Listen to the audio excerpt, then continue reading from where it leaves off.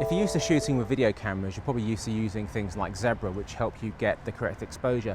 There's nothing like this on here. Also, there's no focus assist like peaking. There is a zoom in function which does help you focus, but there's no peaking and there's no Zebra. The way to get the correct exposure, or to judge the correct exposure, is to use the metering.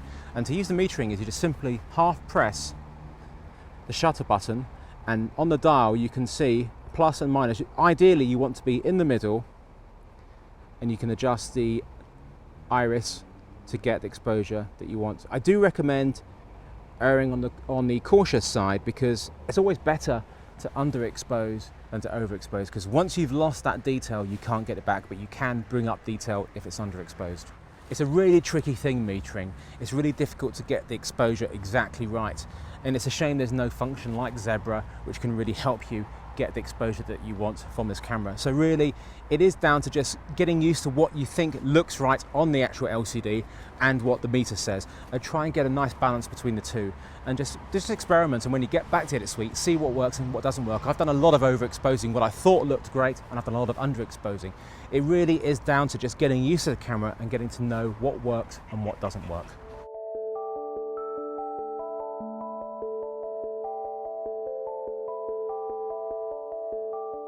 What I want to do is show you some differences between some of the lenses that I've got. Some of these are prime lenses, and we've also got a zoom lens here. A prime lens is a fixed focal length lens. It is a set focal length. You can't change the actual size of the image without moving forward or backwards. There's no zoom on it. These lenses are generally of higher quality and generally are faster, which means they have more light sensitivity. But they also can be really quite interesting in the actual image that they can give out. And what I'm going to do is show you some of the different ones that I've got. The first up is this is a 14mm f2.8. It's actually a Nikon mount, and it's simply become a Nikon mount with a simple metal adapter which just goes onto this and just slots onto that, no problem. It does lose some of the controls. You've no longer got the autofocus ability for the Nikon lens.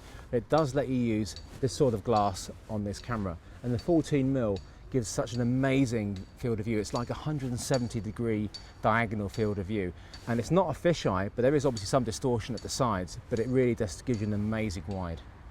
This is one of my favourite lenses. It's a Canon 24mm tilt shift lens. Now, a tilt shift lens originally designed for architectural photography, because what it does, it actually changes the sort of bent lines you can get on the wide angle shots and actually makes them straight. But what you can do with it is you can actually create some really lovely effects, because you can change the focal plane so it's side to side rather than forward to backwards. So you can actually make the focus point change from left to right and right to left simply by just turning this dial here and then changing your focus point. It's a really great lens. I mean, it's not a beginner's lens because it's not cheap, and the effect you get out of it is very stylized, so you don't want to really overuse it, but it really is a lovely effect lens, and as you can see, the image out of it is just beautiful. Now, there is a temptation to use zoom lenses. Our zoom lenses are very good, and there are some very good ones out there, but you will find the cheaper ones are cheap for a reason.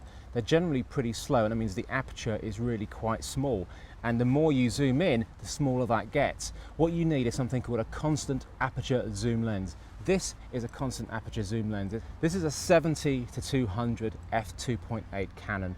It's a really great lens because it stays at f2.8 all the way through, from the wide to the end of the telephoto. But sometimes you find that even at the end of that telephoto, you're not quite tight enough, and that's where something else comes in really handy.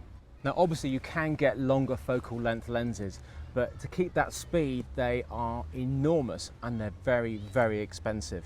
So what this is a doublet, a 2x extender. Now, there is a cost in image quality and light loss. It is slightly softer when you put this on, and you do lose 2 stops, but the effect is really quite good. It turns that 200 into a 400 at the full telephoto. Simply take the lens off, put it on, match up the red dots, locked on, put the lens on. There we go, and we now have effectively a 140 to 400mm lens.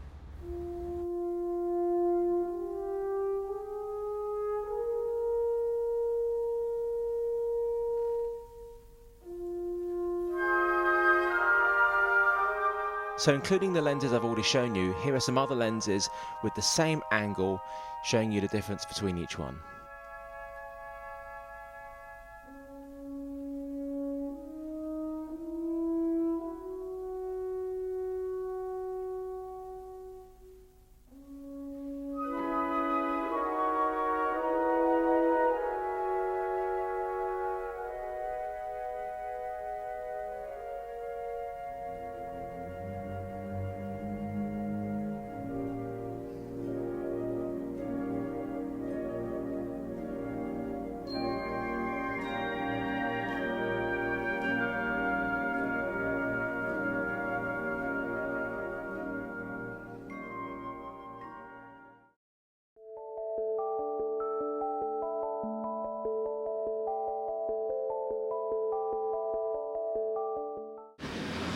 This is my dog. Very nice. When shooting Sophia's people, shooting with one lens, it was a really great discipline. And don't get carried away by going out and buying all of these great lenses, because you can do great things with just one single lens, as I proved with this. It's also a great way of thinking about how to frame a shot, where you need to be in relation to the subject, and how to get the best out of that lens. Especially if you've come from the video background where you're used to a nice long and wide zoom lens, using prime lenses is a really great way of improving your skills and learning to use them well. Thinking about how you can get your wide shots and your tight shots and all the other shots just from that one single lens, because you physically have to move and you have to look around and see how to get those shots, rather than stay in one single position and then just reframe using your zoom lens. It's a really great discipline to have. So again, don't get too caught up with buying loads and loads of lenses. Yes, having a good set of lenses across a wide variety is important when doing some commercial jobs. There are some great lenses out there. I started off by buying loads of second-hand lenses off eBay. With the right adapter, you can use them on this camera, and you don't have to worry about things like, oh, there's no autofocus on it, because you don't have autofocus in the video mode. It is purely manual.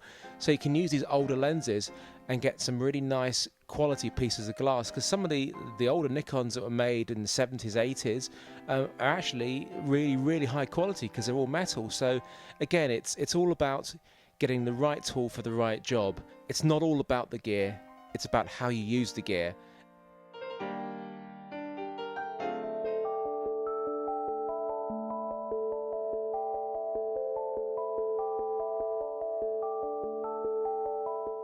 I just want to talk a little bit about macro filming. All lenses have a minimal focal distance, and macro is real close-up photography. I've got the 50mm on here. I'm trying to get a shot of this flower, and basically the lens is too close, I can't get it. So what you can do, you can use this little thing, which is an extension tube, which simply goes onto the lens.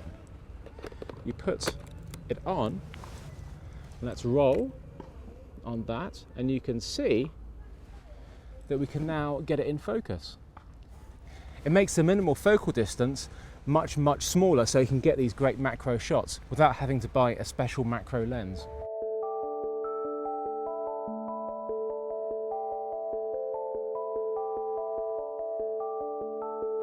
A very useful accessory for the 5D is a matte box. This is a matte box here. It's essentially either a plastic or metal contraption like this. This one is made by Genus. It's very useful for controlling extraneous light coming into the lens, sort of like if you have the sun coming out, no chance of it today, but we could control any flare that comes through using this French flag. It's very useful. Another great thing about matte box is it gives you the ability to use filters. Filters are essentially pieces of glass. In this case, there'd be 4x4 pieces of glass, 4x4. You have different types which go in here. You put them in front of the lens to create different effects. You can have grads, or you can change the color, or you can use ND to bring the amount of light down. These are 4x4 filters, and that 4x4 is 4 inches by 4 inches. This one is a ND 0.9 soft grad, as you can see. It starts quite dark at top and it softens down to completely clear at the bottom. And this one here is quite a soft tobacco grad. It's called a 4 grad, and it's very soft. You can see a slight yellow tinge at the top. Great for creating some nice colours in the sky when it's really flat. Now, matte boxes are a great professional tool, but I don't actually use it all the time.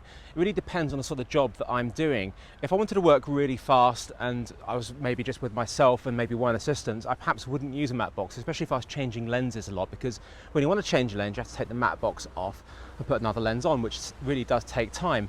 So it really just depends on the sort of job that you're doing. If I was doing some more controlled stuff or stuff with more time, then absolutely I would use a matte box. In an ideal world, I would shoot everything with my matte box, because it does give you so many nice creative options, and it does stop those horrible flares coming into the lens and ruining your shot and making the image look quite milky. So if you can use a matte box, great. If you're in a situation like me, which a lot of you are going to be in, which is you don't have that extra pair of hands and you need to be pretty quick, pretty mobile, and you need to change lenses, then sure, shoot without it. But on any job that I have time on, I always use the matte box.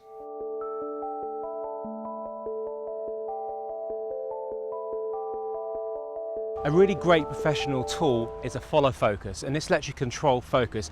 It's especially useful when you're doing more narrative-based work. If you're doing more documentary style stuff, you perhaps wouldn't use it, but it does give you the ability to have really controlled focus without having to put your hand on the lens barrel. And what it does is it basically lets you focus. If you can see here, look up here, you can see that the lens barrel is moving because we have a gear on the top here which is attaching to here, and I'm turning the focus barrel from this whip, which means there's no actual hand touching the barrel, so there's less chance of any wobble on the image. So the way you would use this is you would basically find your point A of your focus, mark it here, and then what we then do is find our point B where we want to pull focus to, which is here, and we mark it onto there. So we go back to point A, and then when we're ready to do the shot, we just pull focus from point A to point B. We're not using the LCD screen, we're doing it from this, and that's how a focus puller works. A focus puller doesn't look at a screen, that focus puller looks at the focus marks, A to B, and that guarantees you've got focus spot on.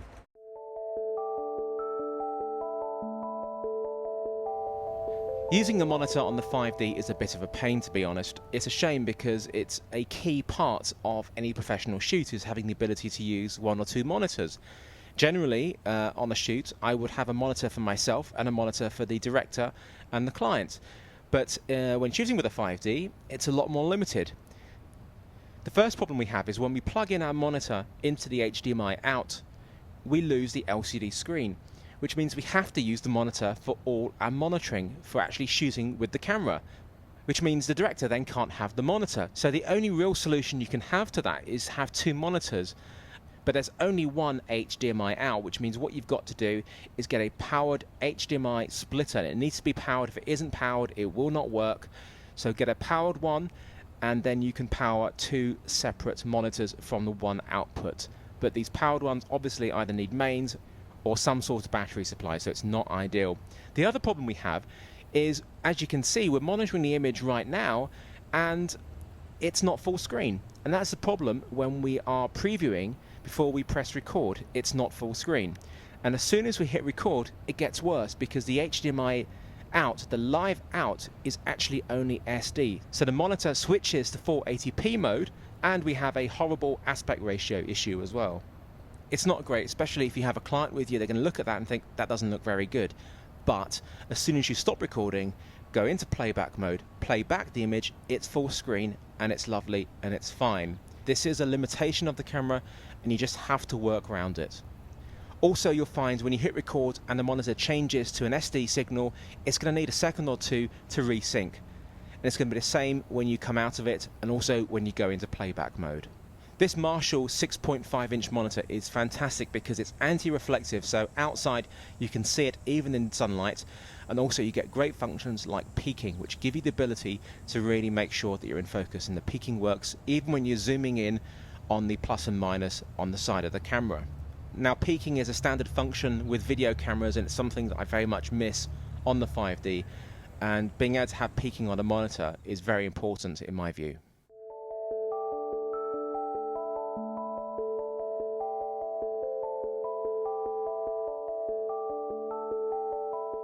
Talk about a few things here. As you can see, I've switched to the monopod. A monopod is a great thing because it's really light and it's really easy to move up and down. And it gives you the ability to very quickly get some very stable shots, like I am now. And what you're seeing here also is the Zacuto Z Finder, because if you don't have that on, you're looking at the LCD screen, and the only way you can really focus is to zoom in, get the focus, and then come out again. And it's fine for static shots, but if you want to try and follow and focus, it's very difficult. So that's what's great about this. It magnifies the LCD screen so you can actually focus without having to zoom in, and you can get focus. It's really, really good. When I was in India, the great thing about this camera was that size, and I was using the monopod so much. Because of those footprints of the three legs of the tripod, it was taking up too much space. And of course people would trip over it. The great thing about that monopod with those three little pronged feet is it did give me some stability, and I got some really excellent stuff that, sure, it doesn't look quite like a tripod, but it's very, very steady. The client was exceedingly happy with what I got, and I was able to keep really small, really mobile, and quite inconspicuous for most of the time.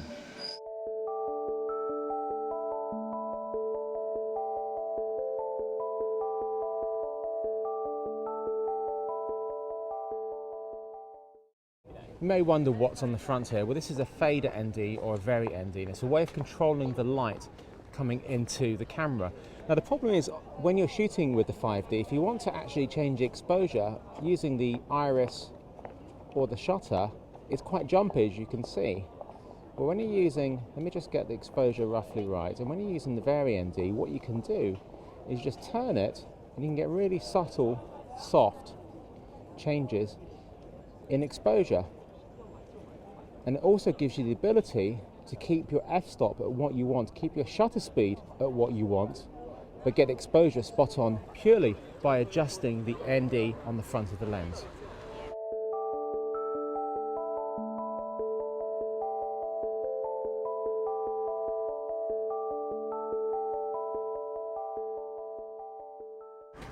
The great thing about the monopod is it's really light, easy to move around, and get some really nice shots. But the problem, of course, is it's not as stable as a tripod.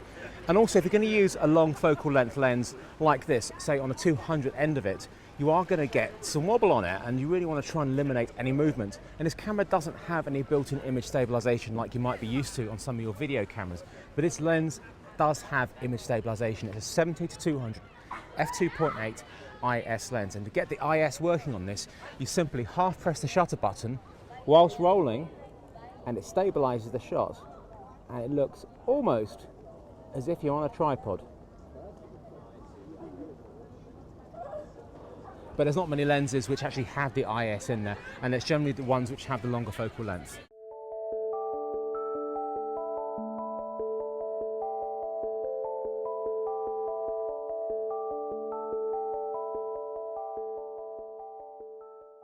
Obviously, one of the greatest assets of this camera is the size. It is so small. But if you do try and shoot it handheld, just by holding it out in front of you like this, the results really aren't particularly good. They're not very steady.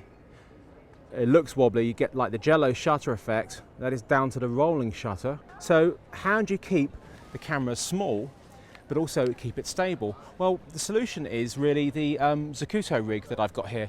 This is actually their most basic rig. It's called the Rapid Fire Gorilla Kit, and you just click it on. Z Finder, very important, because what this does is it gives you 1, 2, 3, 4 points of contact on your body. And what happens now is, as you can see, as I film then, it's so much steadier. So you're still able to go out and be really lightweight, but able to get some really quite good pictures. One of the biggest physical limitations of the camera is the LCD itself. It's not movable, it doesn't swing out, it doesn't angle, which means when you want to try and get those shots, that maybe the high shots or the really low shots, it's really hard to tell what you're getting. You have to get either right down with it or try and get up on the step ladder to see what you're doing. There's no solution to that apart from perhaps using an external monitor, but the monitor itself has problems, as we've already explained.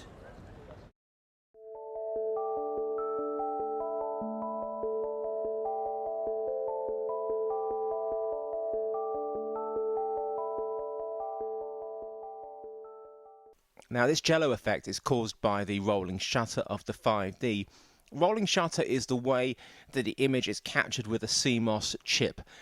And the sensor inside the 5D is a CMOS chip. A lot of modern cameras these days are CMOS. If you have a camera with a CCD chip, it has something called a global shutter. And the difference simply is, with a global shutter, the image is captured in its entirety in a single frame. But with a rolling shutter, what happens is it captures it from the top to the bottom within that frame. And so what can happen is if there's any movement within that frame, you could end up with some lines which can be askew, or you can get the really bad jello effect. So it all comes down to making sure that you can limit that as much as possible. That means using a tripod, using a monopod, using a handheld stabilizer rig, using a viewfinder, anything to keep that horrible jello effect at bay.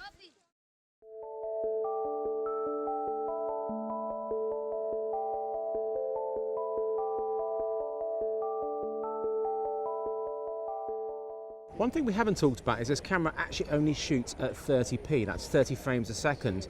Now that isn't ideal for a lot of people. In the UK we want to be 25p because that is our standard. And in the US you want to get 24p because you want to get nice film motion. So 30p isn't ideal, but it's basically what we've got. So when shooting 30p, there is a kind of a rule with shutter. It's the same with any frame rate that you do. You keep the shutter at double the frame rate you're shooting at. So if you're shooting 25p, you keep the shutter at 1/50th of a second. But if you're shooting at 30p, like we are on this camera, you keep the shutter at 1/60th of a second.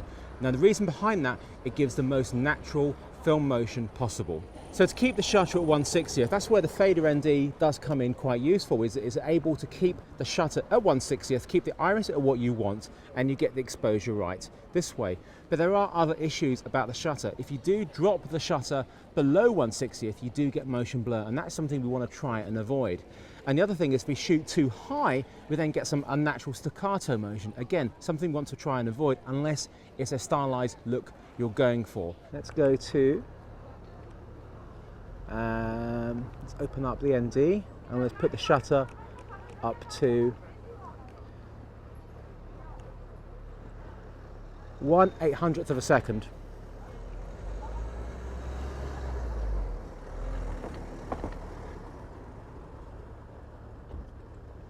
See, as you can see, it's a very stylized look. It's sort of like a Saving Private Ryan thing, but it's not what we want when we want to shoot stuff in a more realistic way. So do try and keep it at 1/60th if you can. So that's 30p, double the frame rate, 1/60th. Easy way to remember it.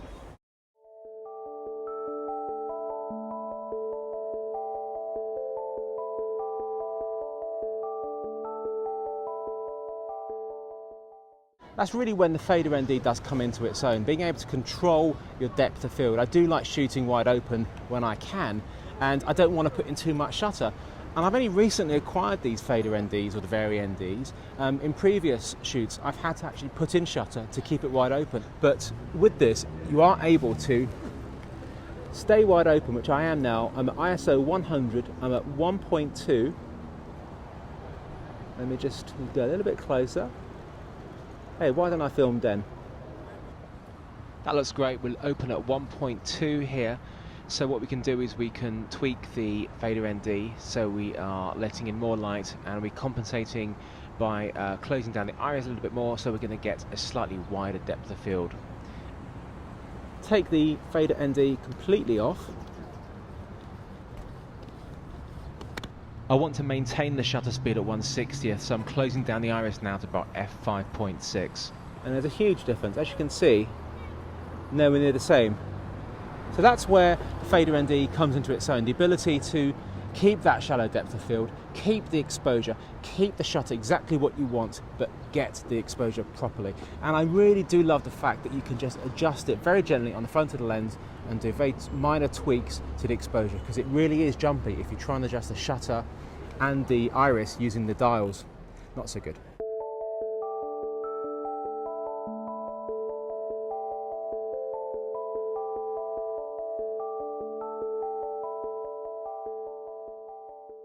The 1/60th of a second shutter rule doesn't always actually work depending on what situation you're in, and it is all down to the frequency of the electricity system that the country you are in. We're in the UK and it runs at 50 Hertz.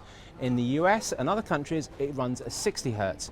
You'll have no issue filming artificial light at 1/60th of a second in the USA, but here we're shooting 1/60th of a second under 50 Hertz lights, and what we're getting is this sort of flickering banding. So what we need to do is we need to turn that shutter into a divisible of 50. So that means really to go up to 1/100th, because if you go to 1/50th, you're then going to get the motion blur, which you want to try and avoid. So bring the shutter up to 100th second. As you can see, we have now lost that flickering. Go back to 1/60th, there it is, 100th, it's gone. So when shooting in the States, keep this in mind as well, because you can forget about the shutter. You could perhaps have it slightly off 1/60th and you will get that banding. So the key is to bring it to a multiplication of 60. So that's 1/60th or 1/120th. So just to recap, when shooting under artificial light, shutter speeds can interfere and cause that flickering and banding. So you need to make sure that your shutter speed is a divisible of the country's electricity supply. In the UK and other countries, it's 50 hertz, which means you need to make it, well, preferably not a 50th of a second if you can avoid it, but 1/100th of a second. And in the States and other countries where your electricity supply is 60 hertz, you'll be fine at 1/60th and also 1/120th of a second. So if you set the shutter to anything else, you will get that flickering and the banding. But if you're in a country where you don't know what the hertz of that supply is, don't worry, just see what flickers and what doesn't and work it out from there.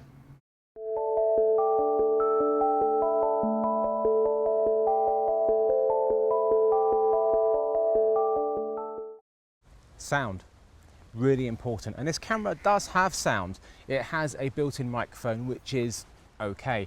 That is why we've got this Rode mic on top, which is better quality, but the problem is you have no control over the sound levels of this camera.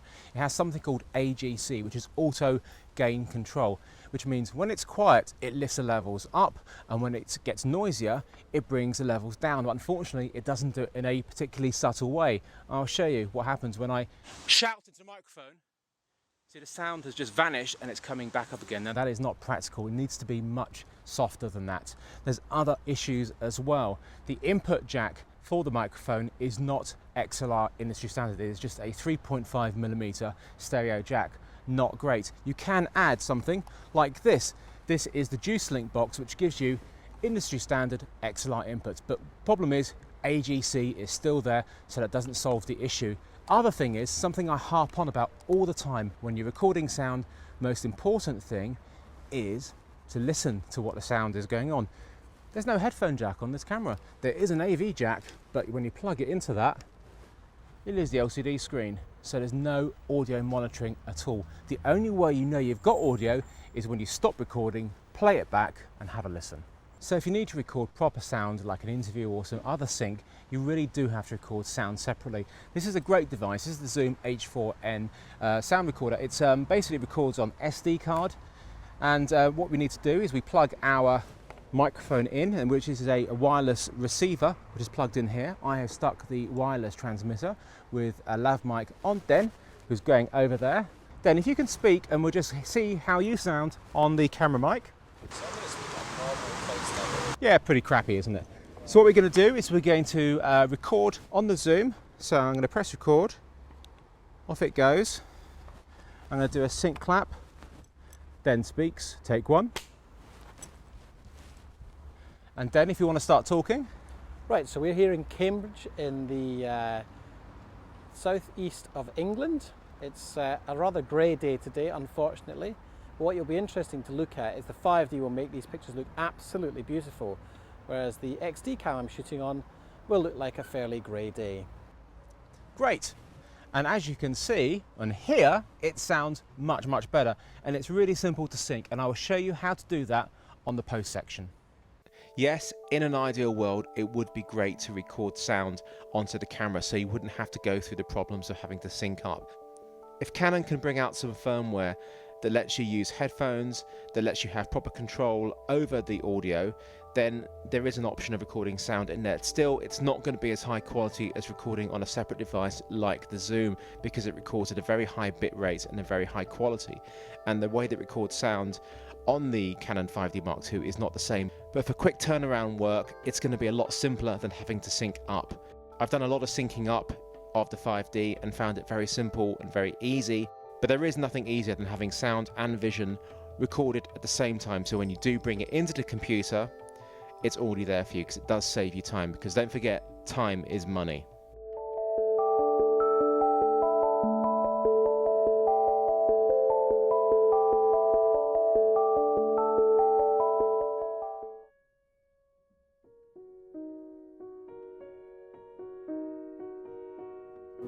My experience in Hawaii is a good example for you to follow. go out and experiment, go out and just try it. I had never used the camera properly until this point, but I went out and used it on a paid job, and the results are really good. And I'm lucky that I've had a lot of experience with 35mm lenses, but I'm not that familiar with digital SLRs, certainly not the Canon, because I'd never used one before. So it really just comes down to just trying and seeing what feels right to you. The best thing I can say is just keep going out there, keep shooting as much as you can. You know, get yourself a nice tripod. It doesn't have to be a really expensive one, but do get one with a fluid head. You will not regret it. If you try and shoot with a photographic head tripod, it's going to be next to impossible to get any movement out of it. So the bottom line is you have this incredibly powerful tool, so really just go out there and shoot as much as you can, and that's the best way you can improve. So hopefully in the past hour you've learned some tips and tricks that are going to help you shoot better video. Now the next thing we need to do, of course, is to take that footage and bring it into the computer and have a look at it.